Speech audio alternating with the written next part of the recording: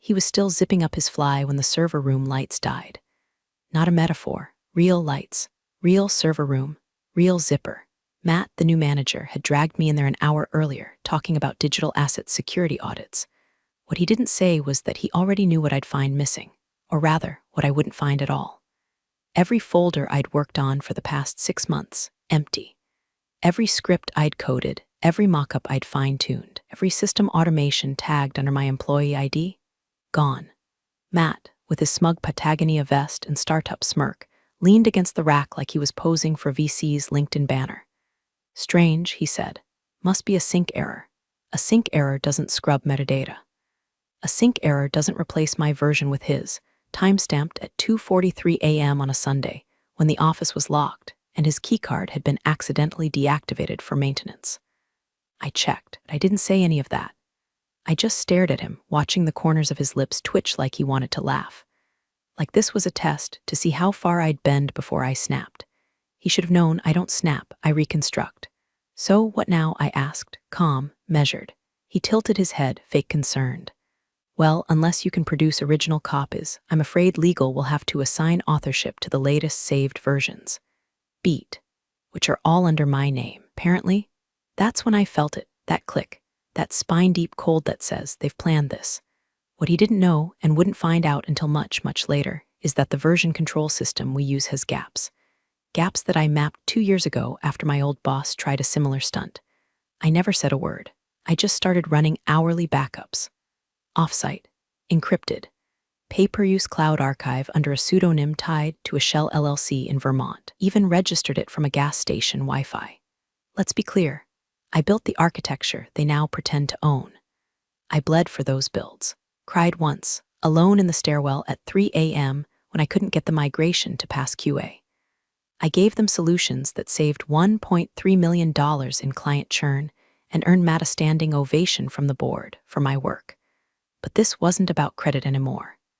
This was about erasure. He didn't just want the work. He wanted me wiped from the ledger, gone like dust on a wiped whiteboard. As I left the server room, he called after me, "Don't take it personally." I paused. "No," I said without turning. "I'll take it strategically." He laughed like I was joking. But that's the thing with people like Matt. They never see it coming when the punch lines them. The day after the server room incident, HR emailed me a revised org chart. My name was no longer listed under Infrastructure Systems Lead. It had been replaced with Matt Thompson, Acting Director, Digital Architecture. Acting Director, my ass. That role didn't exist until he carved it out of my job and stapled a new title over the corpse. The real cherry? A calendar invite for a collaborative debrief about Q3's wins and upcoming projects, with Matt listed as the primary presenter. I didn't decline the invite. I didn't storm into anyone's office. I showed up, and I brought popcorn, figuratively. He strutted in 10 minutes late, clicked open a slide deck I'd built down to the animations, and started blabbering about revolutionizing pipeline stability. Same bullet points I'd pitched back in April, except now they were dressed in his buzzwords and padded with AI nonsense. He even mispronounced Kubernetes. People nodded like he was Moses parting the DevOps sea. That's when I felt the tension in my gut give way to something cleaner, colder. I wasn't just mad anymore. I was watching and recording. Because 2 nights earlier, when I'd sat in my apartment floor surrounded by empty takeout containers and 2 monitors glowing like altars, I didn't just check my private backup server. I spun up a digital duplicate of the company's cloud structure. Mirrored folder names, identical file paths. Timestamps frozen. Looked like his version until you clicked. Then came mine. The originals, untouched, annotated with Git logs pointing directly to my commits. I could prove authorship down to the keystroke, but I wasn't ready to strike. Not yet. He needed to feel safe first. Let him gloat. Let him leak confidence like a slow tire on a gravel road. And oh, he did. He started leaving doors open, figuratively and literally. I found a USB stick jammed into the shared kitchen Mac, syncing files to his Dropbox. Left unattended, like no one could possibly betray him. Arrogance like that doesn't just blind you, it neuters your instincts. Then came Friday. Our VP of Engineering, Claudia, pulled me aside. "You're not on the roadmap call for the client renewal," she said. I played dumb. "Oh," she hesitated. Matt says you've stepped back to focus on documentation. He didn't want to overburden you. Overburden, like I'm some frail antique. I smiled. That was thoughtful of him. She frowned. It didn't sound like your idea. I tilted my head. It wasn't. We both paused. Something passed between us. Unspoken, tense. She didn't say help me prove it, and I didn't say I already have. But I could feel the tide shift. Claudia's smart. She's seen this pattern before, and like Matt count on women like me, folding under politeness and plausible deniability. They forget we don't need their permission to sharpen knives. I walked out of that conversation with a plan and Claudia's unspoken blessing. He was about to present our entire client migration strategy next week. The same strategy he claimed he built from scratch. Good. Let him. Because I had already replaced 2 key API tokens in his deck with dead links. I knew exactly which slide would crash in front of the board. Live. But that was just the foreplay. The real show? It was loading on a private link, and only I held the key. Tuesday morning, 9:04 a.m. The boardroom blinds were half drawn, the air smelled like burnt Nespresso, and Matt strolled in like he'd just invented Ethernet. Tanned too deep for an Ohio autumn, probably fake-baked between screwing me over and Googling how REST APIs work. Claudia sat at the head of the table, stone-faced. The CTO nodded politely. Marketing lead whispered something to legal. Nobody made eye contact with me. He launched his deck. Slide 1, revolutionizing the migration framework. Slide 2, client-centric cloud logic. Slide 3, secure token deployment live demo. Click. Nothing. The token link spun, hung, and spat out a 403 error with a nice little timestamp and the label unauthorized. Valid credential signature. Contact original administrator. His jaw stiffened. Fingers stuttered on the trackpad. You okay there, Matt? Claudia asked, cool as an autopsy. He clicked again. The next slide loaded, but half the embedded schema was missing. I watched him sweat through his bonobos like it was an Olympic event. CTO leaned forward. This demo doesn't reflect the latest deployment protocol. Where's the container security sequence? Matt muttered, it's cached. I don't know why it's not syncing. Maybe a merge conflict. Nope. It wasn't syncing because I swapped the repo endpoint at 2 a.m., replaced it with a dummy structure, and revoked the AWS key associated with his cloned project. He'd copied the interface, but forgot one thing. I'd hard-coded the final auth handshake to route through a proxy tagged with a silent trace. In short, he was presenting my work through his dummy shell. It was tripping every wire I planted. Claudia tapped her pen. Matt, would you say this architecture was developed entirely by you? He blinked. Well, yes. I mean, obviously I collaborated with the team, but the foundational elements were built under my direction. God, he actually believed that would fly, that they wouldn't verify, that I wouldn't have receipts. She nodded slowly and looked at me. Is that accurate? And here's the moment the kind Matt types always underestimate. The woman they tried to erase stops playing nice. No, I said, pulling a small flash drive from my jacket. This contains the live development logs, commit history, and security tokens for every build phase from the past 9 months. All timestamped, all attributed. You'll see the last legitimate structure ended under my admin tag. Everything afterward, including Matt's version, forked off a corrupted clone. No backups, no redundancy, no legal right to use. Silence. You could hear the air conditioner kick on. Or maybe that was just Matt's soul exiting through his sweat glands. I plugged the drive in, opened the logs, clicked play on a screen capture showing him accessing restricted directories at 2:43 a.m. using a spoofed shell ID. And right at the end, a frame-by-frame shot of the deletion script firing on every folder tagged under my user profile. Claudia didn't speak for 6 full seconds. Then she said, "Can we pause the meeting? Legal, stay. Everyone else, give us the room." Matt started to object. "This is absurd." No, she cut in, eyes sharp. "What's absurd is thinking you could bury someone this capable and leave no trace. You underestimated the wrong engineer." And then, as people stood up to file out, she leaned across the table and said, with just enough volume for us to hear, "You just presented stolen IP to the board." Matt's hands were shaking. I sat there, quiet, because the next move was mine. That afternoon, he tried damage control. Slack pings, let's talk, calendar invites, clarify misunderstanding. Even a bouquet of sunflowers sent to my desk with a card that said to New Beginnings M. I left them in the hallway by the janitor's closet. Let the mold have them. At 5:17 p.m., my phone buzzed. A blocked number, I answered. His voice, low and breathless. "You don't have to do this." I said nothing. "I get it. I went too far," he kept going. "But do you really want to blow this up? You're smart, you're respected. We could say it was a miscommunication, joint authorship, shared credit. Hell, I'll even backdate the revisions." I finally spoke. "You want mercy, Matt?" Silence. "I don't do mercy, I do backups." Click. I hung up. By 6:30 p.m., legal had already emailed me a formal request to hand over the server backup files. They wanted to verify IP ownership, chain of custody, and whether the API keys I presented could legally be used to invalidate Matt's version. I replied with a ZIP folder and a timestamped invoice from my cloud host, listing every time I paid out of pocket to preserve what their infrastructure lost. I added, "Please note this was not a company-mandated backup. This was done on personal initiative for redundancy protection. No NDAs cover this server. Ownership is mine."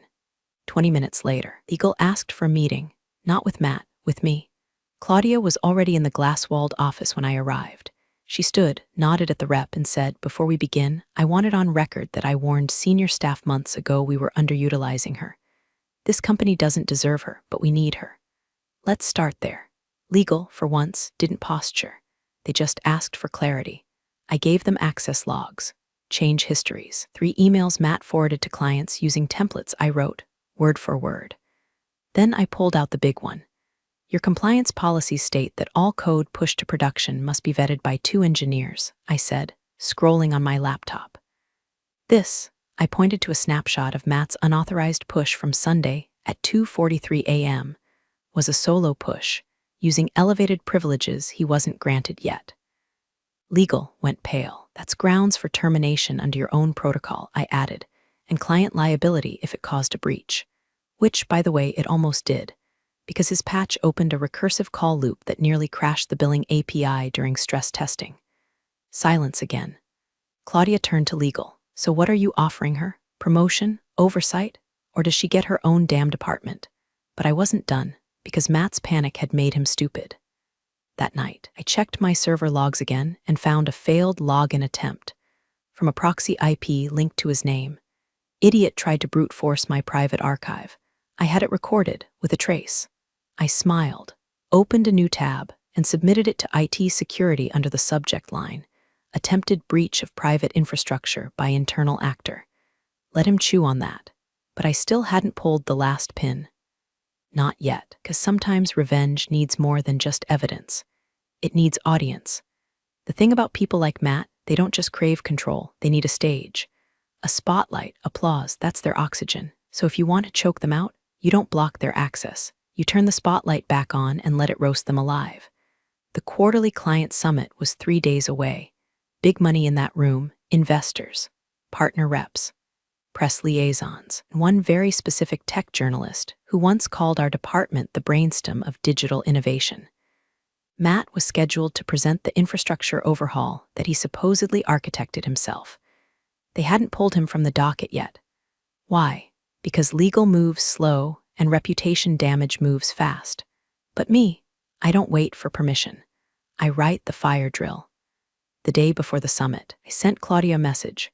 Subject, backup plan attached. Infrastructure overhaul authenticated build chain real. PDF recommend printing this version instead of Matt's. Also, check slide 16. Mishi opened it within 5 minutes, 3 dots, typing, stopped, started again. Claudia, slide 16 is savage. Let's talk.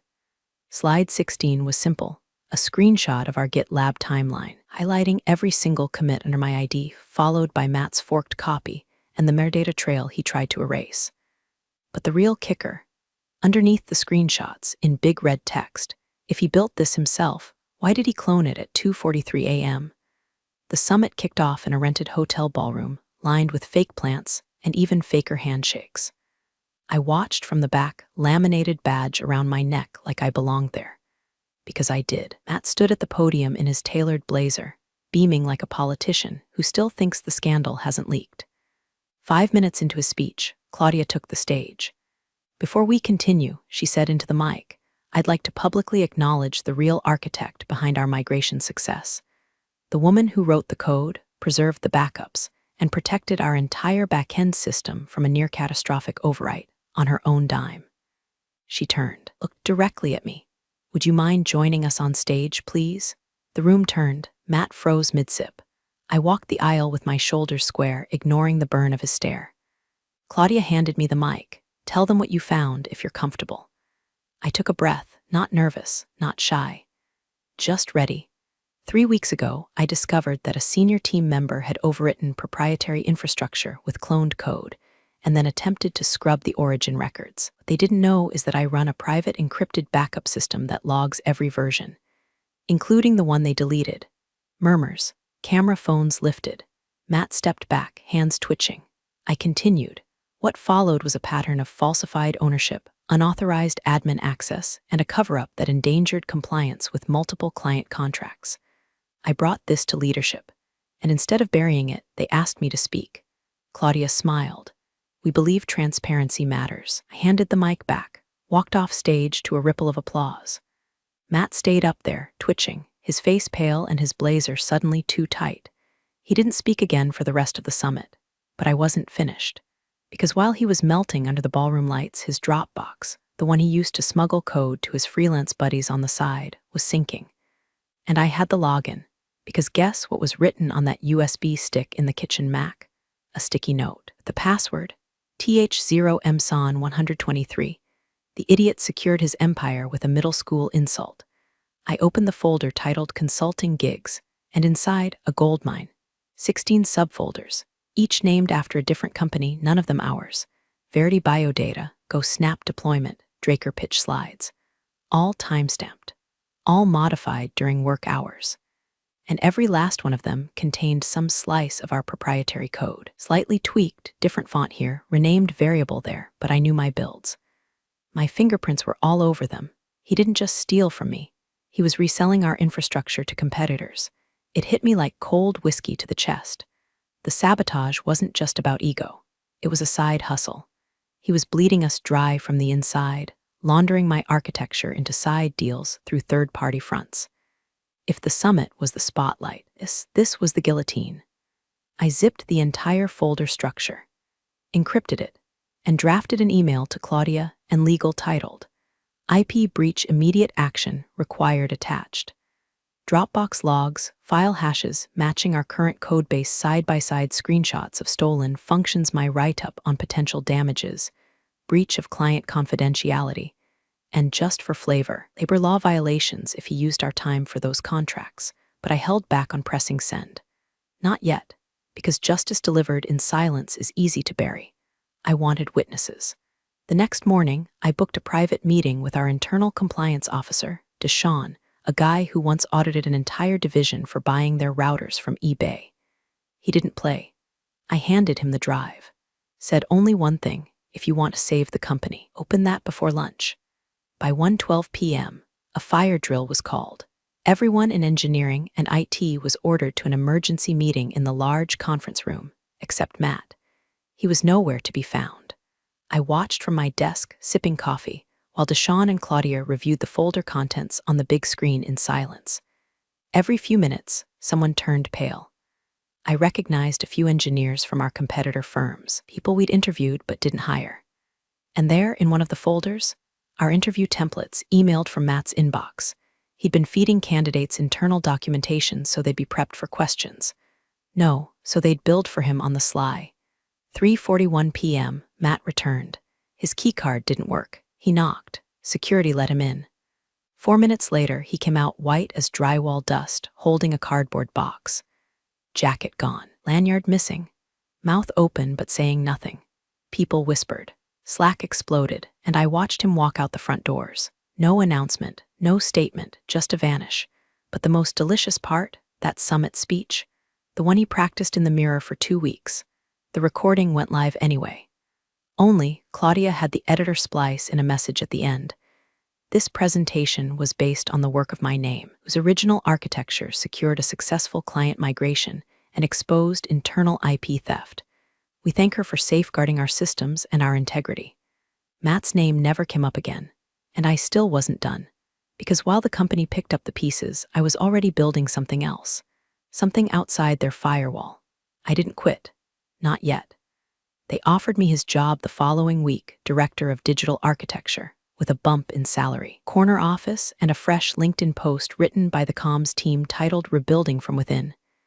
Cute, flattering, utterly useless. I turned it down.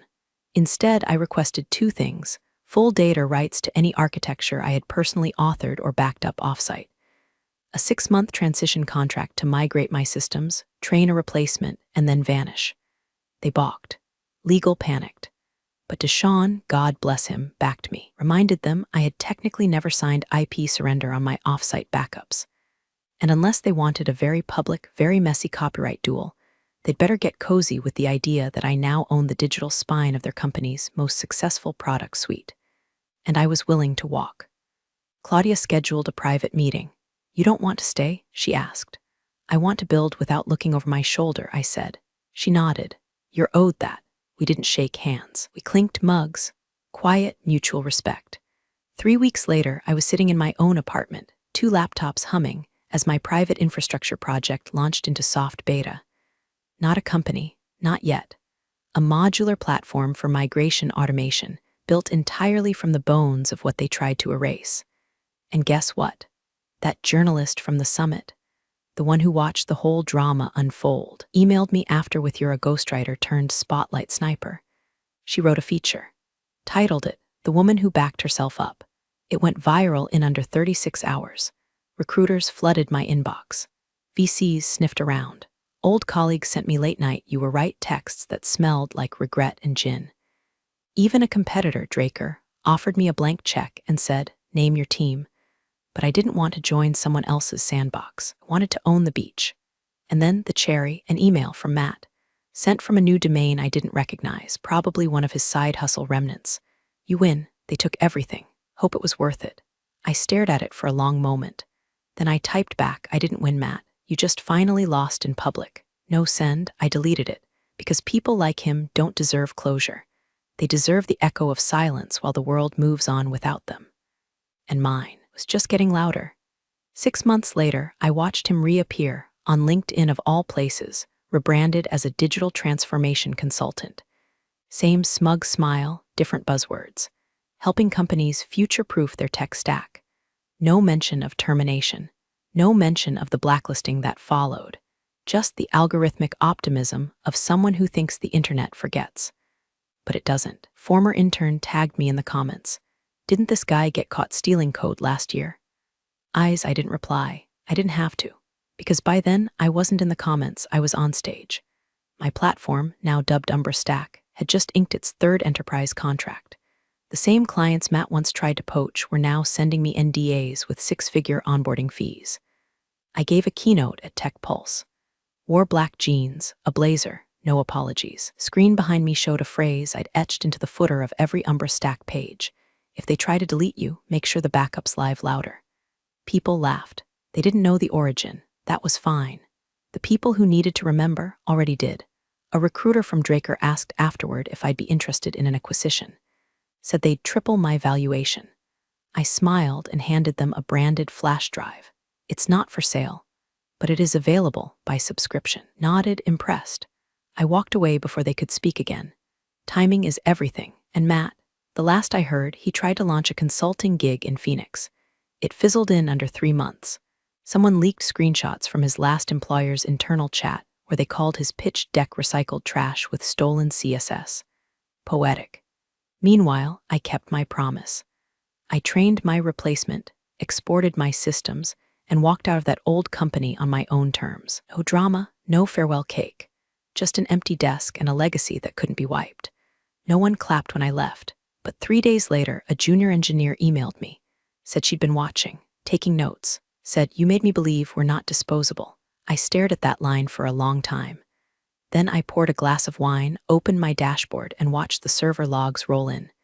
Usage climbing, clients onboarding. Redemption, not as a moment, but as a sustained connection. Because they tried to erase me, but I don't vanish, I version.